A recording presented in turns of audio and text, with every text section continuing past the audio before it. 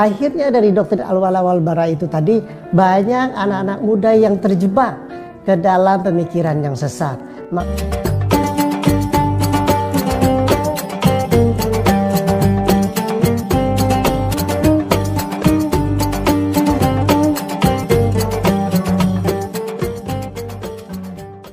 Assalamualaikum warahmatullahi wabarakatuh. Alhamdulillahi rabbil alamin. Wabihi nasta'in wa ala umuri dunya waddin. Wassalatu wassalamu ala safil anbiya'i wal mursalin Sayyidina wa maulana Muhammadin wa ala alihi wa sahbihi ajma'in. Qala Allah ta'ala fi kitabihil karim, a'udzu billahi minasyaitonir rajim. Kutiba alaikumus syiyam kama kutiba alal ladzina min qablikum la'allakum tattaqun. Hadirin yang dirahmati Allah, kita berada di bulan Ramadan, bulan yang menjanjikan kita semua untuk dapat mentransformasikan diri kita menjadi lebih baik, untuk meraih derajat takwa. La'allakum tattaqun.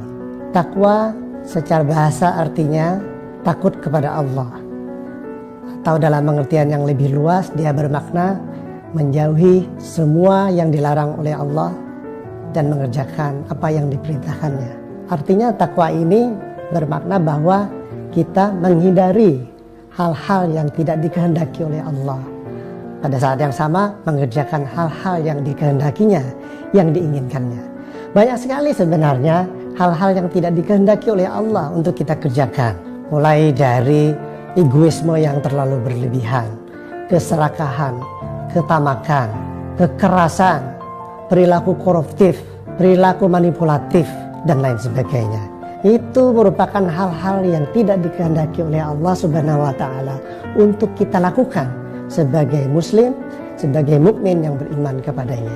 Sebaliknya, Allah menghendaki kita agar kita membangun rasa solidaritas, bersikap solider kepada orang lain, kepada orang-orang yang membutuhkan, kepada orang-orang yang berada dalam kesusahan.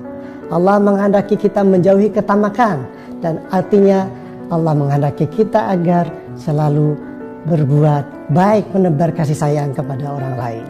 Allah juga menghendaki agar kita menjauhi segala bentuk kekerasan, radikalisme, apalagi terorisme. Bulan Ramadan ini adalah bulan kesempatan kita untuk hijrah, ya, dalam pengertian bahwa berpindah dari menyukai hal-hal yang tidak dikehendaki oleh Allah kepada hal-hal yang disukai oleh Allah. Inilah makna hijrah spiritual transendental yang sebenarnya kita latih selama kita menjalani ibadah puasa sebulan penuh ini. Tapi tampaknya hijrah ini seringkali disalahpahami oleh anak-anak muda Muslim perkotaan. Hijrah yang tadinya bersifat transendental dan spiritual berubah menjadi hijrah yang bersifat sangat politis. Dia dimaknai sangat politis. Ini terutama dipengaruhi oleh ajaran salafi yang radikal. Itu diambil dari doktrin al-wala wal bara. Al-wala itu artinya loyal, cinta, senang, mendukung orang-orang yang satu paham, satu pikiran, satu aliran.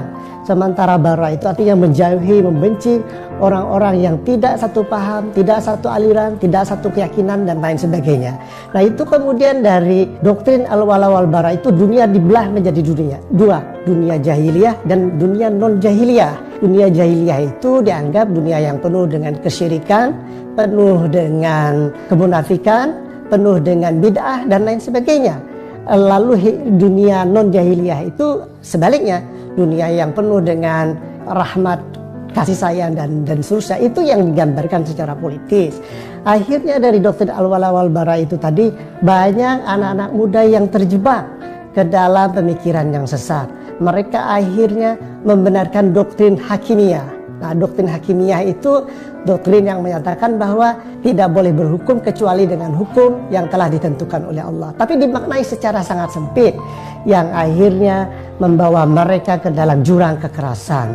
Menggunakan doktrin jihad, tapi sebenarnya adalah diliputi oleh hawa nafsu untuk menebar permusuhan, untuk menebar radikalisme dan juga terorisme. Maka momen Ramadan kali ini sebaiknya kita gunakan, terutama bagi anak-anak muda Muslim perkotaan, untuk kembali ke hijrah dalam pengertian spiritual transendental.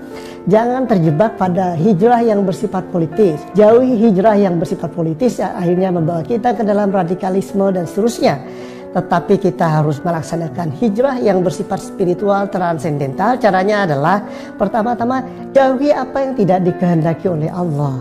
Misalnya kita berperilaku hedonisme, kita bersenang-senang, kita mengabaikan tugas sebagai anak-anak muda yang harus belajar keras, harus menimba ilmu sebaik-baiknya. Nah, alih-alih melakukan tugas-tugas itu, kita seharusnya kemudian berkhidmat untuk mencari ilmu pengetahuan, untuk belajar dengan keras, untuk berbakti dan mengabdikan diri kita kepada kemanusiaan, kepada agama, nusa, bangsa, dan seterusnya. Inilah hakikat hijrah yang sebenarnya harus kita jalani sebagai umat Islam. Demikian saya kira apa yang ingin saya sampaikan. Wallahul muwaffiq ila aqwamit thoriq. Wassalamualaikum warahmatullahi wabarakatuh.